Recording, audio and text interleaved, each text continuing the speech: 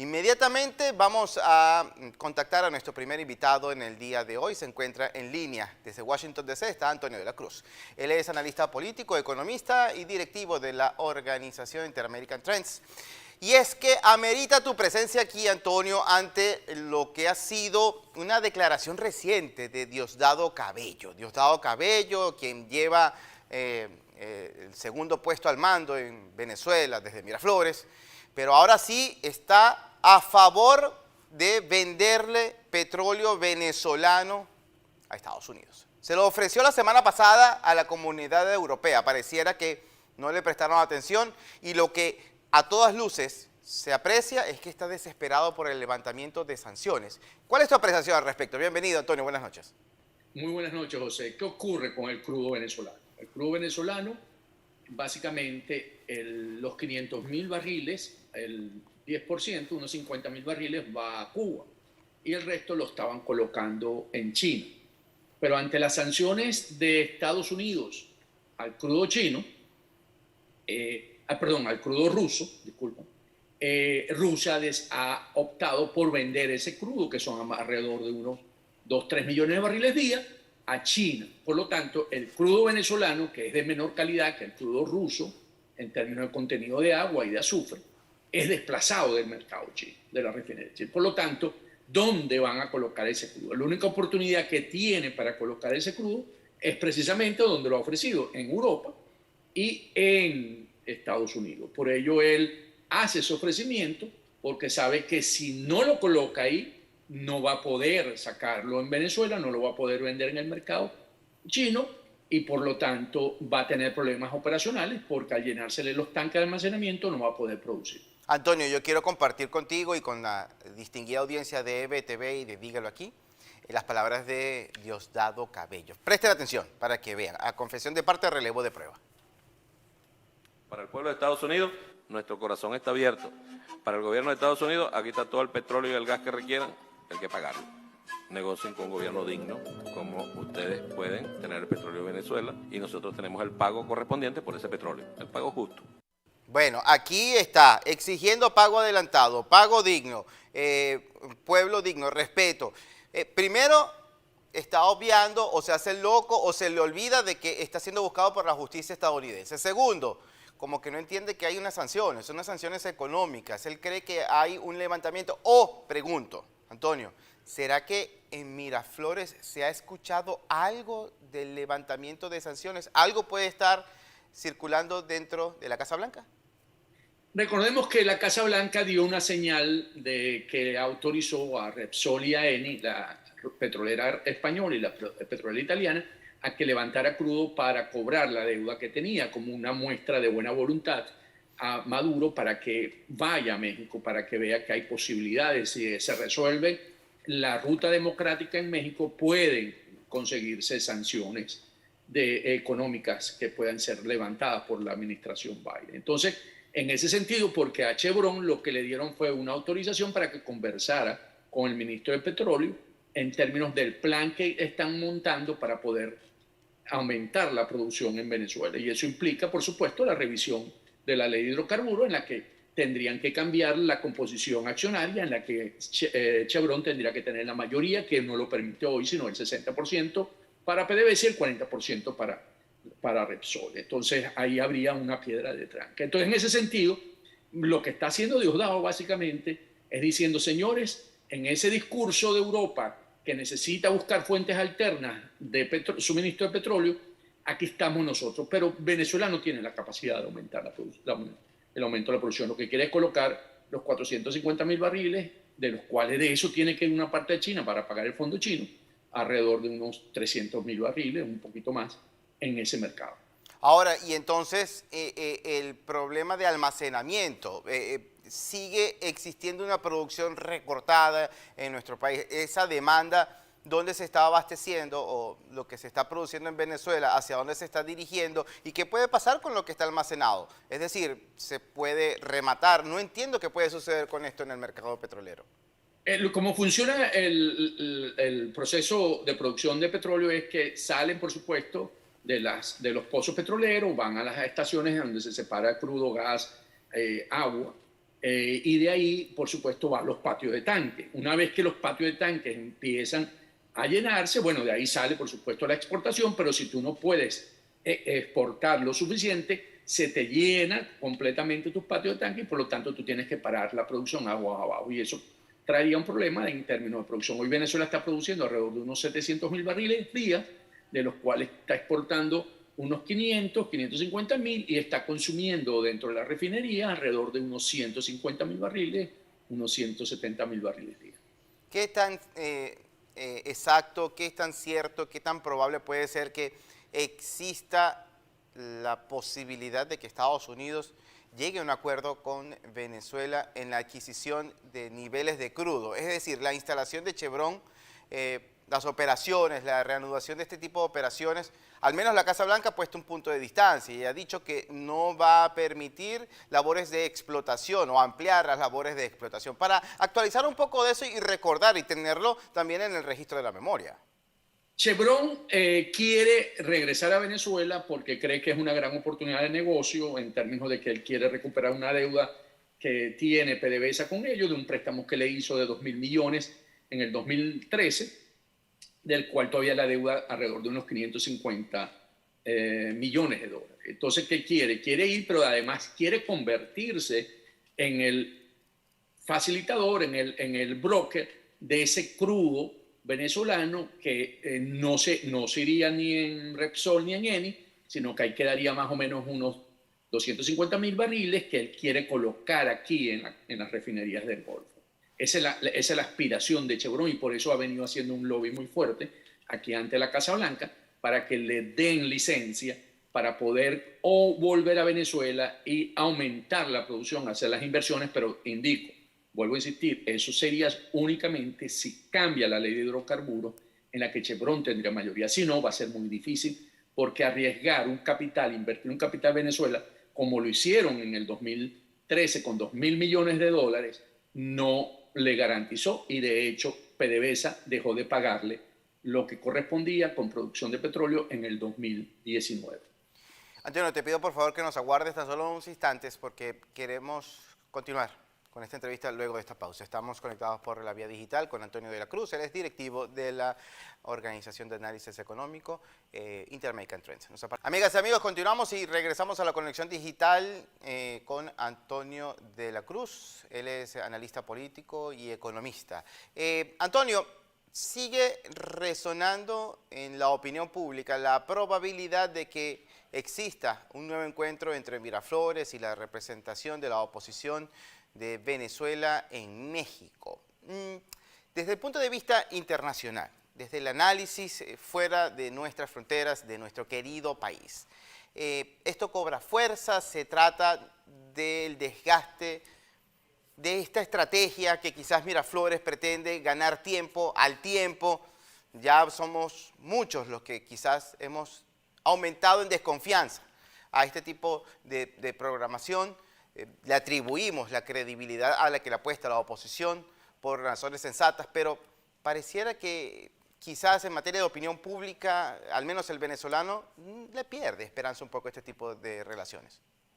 Sí, José, fíjate, México surgió como una necesidad para Maduro de buscar alivio de sanciones y ganar tiempo. En las sanciones él la ha ido consiguiendo por esa relación que tiene hoy directa con la Casa Blanca y con el Departamento de Estado a través de Juan González y Jimmy Stone. Entonces, no hay una motivación para Maduro de conseguir México. México realmente lo que quieren ir a México realmente es la plataforma unitaria y los Estados Unidos, porque quiere quitarse el estigma de que ellos sabotearon supuestamente para los europeos las negociaciones anteriores. Entonces, es una cuestión de quitarse ese estigma y la plataforma unitaria porque es el único camino que tiene hoy para poder retarle el poder a Maduro. Sin embargo, Maduro no tiene ese atractivo, no le produce no gana nada en ese sentido, porque ya hoy él avanza con un diálogo directo con Casa Blanca y Departamento de Estado los temas que él quiere. De hecho, logró que sacaran de la lista de sancionados al sobrino de Cilia Flores, al sobrino favorito, a Mantica Flores. Entonces, en ese sentido, él no tiene mucha motivación. Y además, él ha conseguido que a través de ir capturando o secuestrando norteamericanos gringos y acusarlos de espía es una manera de negociar con el gobierno de Biden. Entonces cree que ese es otro camino que él puede allanar. Entonces, ¿qué pasa con México? México va a servir en el momento en que Maduro ya esté listo para las elecciones en el 24 y él necesite armar una hoja de ruta electoral en la que se va a mantener el CNE, se va a mantener la Asamblea Nacional de Maduro, el CNE de Maduro, y eso es lo que va a permitir para blanquear su elección del 2024. Pero por ahora, él lo va a seguir alargando. Si hay algunos encuentros, van a ser básicamente de muy bajo nivel, conseguir muy pocas cosas. Y en el punto de vista internacional, tenemos la guerra de Ucrania, donde Venezuela ha pasado a ser de prioridad 2 o 3 que era antes, pudo haber estado en la 1 cuando estuvo el presidente Trump, a una prioridad 9, 10. Tienes China, tienes Taiwán, tienes Ucrania, tienes Rusia, tienes el Medio Oriente, que visitó el presidente Biden la semana pasada. Entonces yo creo que realmente, desde el punto de vista internacional, básicamente es de muy baja escala.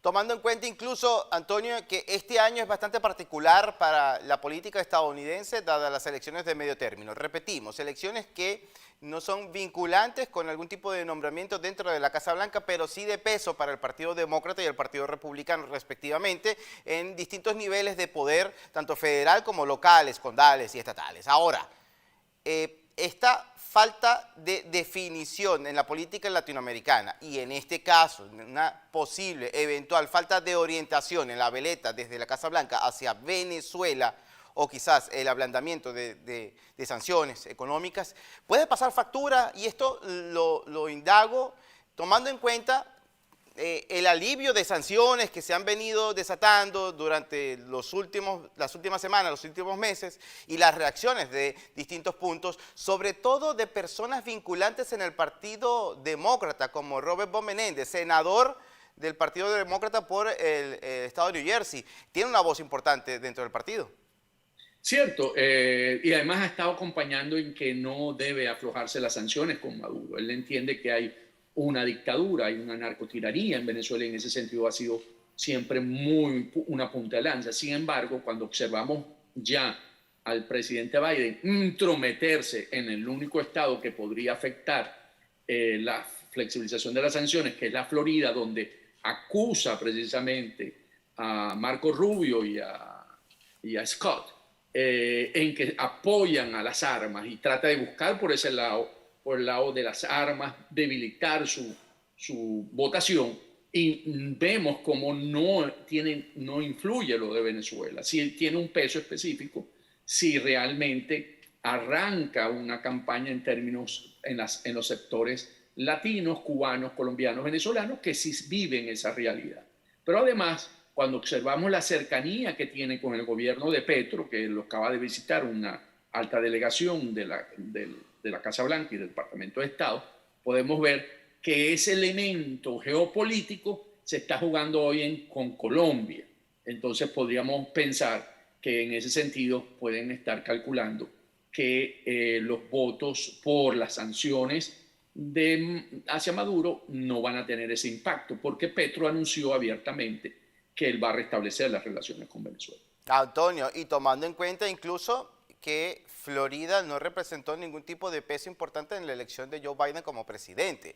Más bien esto pudiese representar para la Casa Blanca darle la espalda a la votación de los venezolanos, porque tuvieron también una aprobatoria bastante arrolladora a favor del expresidente Donald Trump.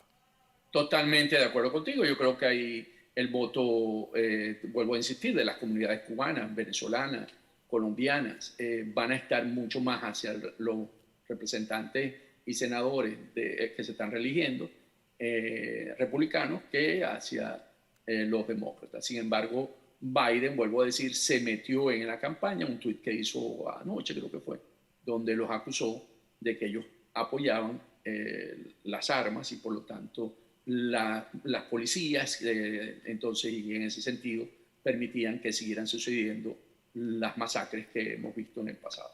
Antonio, tenemos que hacer una muy breve pausa nuevamente. Te pido por favor que nos aguardes tan solo un momento y regresamos. Estamos conectados por la vía digital con Antonio de la Cruz, político, analista político y también economista. No se aparten, ya volvemos. Y reconectamos con Antonio de la Cruz. Él es analista político, economista y directivo de la organización Interamerican Trends.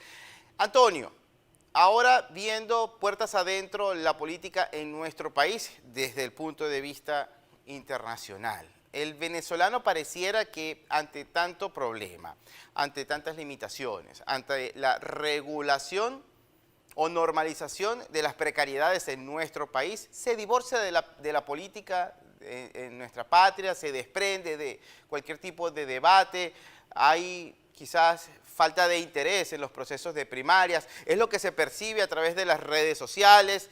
No estamos haciendo una encuesta acá en EBTV, pero sí recogemos el feedback de nuestra distinguida audiencia en distintos estratos, en distintas plataformas. Cada una de las plataformas por las cuales nosotros interactuamos en EBTV tienen distintas audiencias y en todas percibimos que hay como que un desapego a cualquier aspiración política o cambios por la vía política. ¿Qué se puede ver desde el punto de vista de análisis? ¿Qué tenemos? Tenemos un escenario que todo se pospuso para el 2024.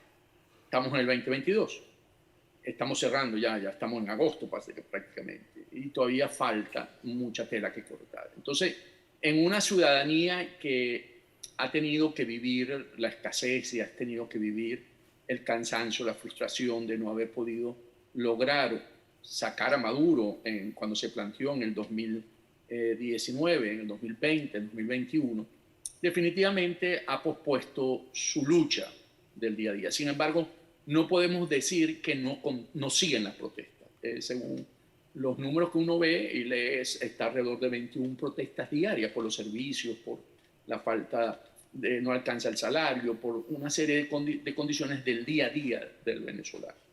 Y eso realmente no está siendo capitalizado por los partidos políticos. Además, tanto Maduro como la plataforma unitaria no han logrado volverse a conectar con esos sectores y vemos que hay una gran indecisión, más o menos, si sumamos los dos, ponerles 20 y 20, son 40 y 60%, que todavía ha perdido esa motivación y que lo que anda buscando es resolver el día a día ante la crisis de los servicios públicos del país. Entonces, sí es cierto que eso ocurre, sin embargo, siguen sucediendo cosas, hay aguas subterráneas que están allí y que cuando realmente llegue el momento podrán volver a lo mejor a surgir cuando surja realmente, si se da un candidato único por parte de la plataforma unitaria y llega en términos cohesionados, y si dentro del PSUV realmente Maduro lograr la candidatura, porque definitivamente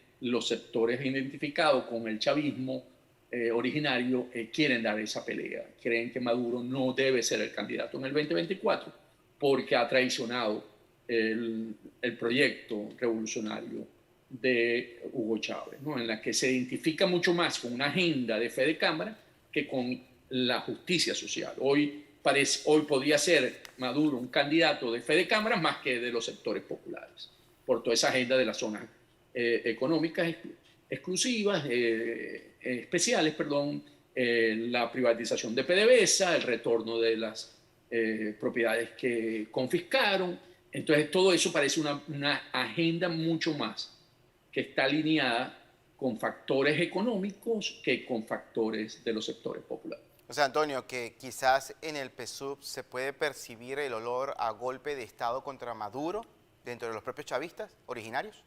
Hay un intento que está siendo liderizado por Rafael Ramírez, por varios factores del 4F. Los colectivos, si te das cuenta, no han vuelto a salir. Maduro ha tenido que poner presos a factores que eran del polo patriótico, ¿verdad? De las mismas dirigentes de la Liga Socialista, de Bandera Roja, y entonces vemos cómo él está utilizando el mismo mecanismo para neutralizar las Fuerzas Armadas, que fue más o menos en el mismo sentido cuando hubo algunos movimientos, aunque pequeños, contra Maduro. Empezó con la inteligencia cubana a poderlos aislar. Entonces vemos esa misma tendencia porque él sabe que estos partidos políticos sí tienen actividad en los sectores populares y entonces necesita irlos neutralizando para poder conseguir el respaldo. Sin embargo, después que él anunció su candidatura para el 2024, despertó los demonios dentro del PSUV. Es decir, que sería una lucha de poderes entre Miraflores, que representaría los intereses de la burguesía y cleptocracia que existe en nuestro país, versus el militarismo originario del movimiento bolivariano, es decir, de los chavistas que están comprometidos con la memoria de ese expresidente ya fallecido. ¿Es así? Totalmente, manteniendo ese sentido de lo que se identificó la revolución bolivariana, la soberanía y la justicia social.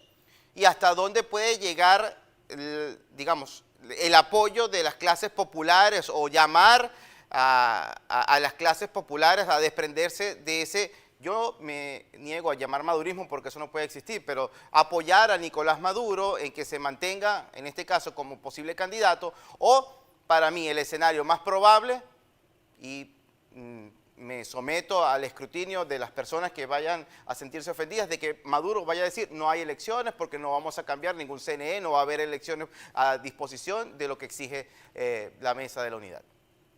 A la misma usanza que hizo con la inteligencia, la va a usar la inteligencia cubana para seguir identificando a estos dirigentes, neutralizándolos, poniéndolos presos, agilándolos, porque él está contando con precisamente en esa búsqueda por parte de la plataforma unitaria de acabar con el interinato.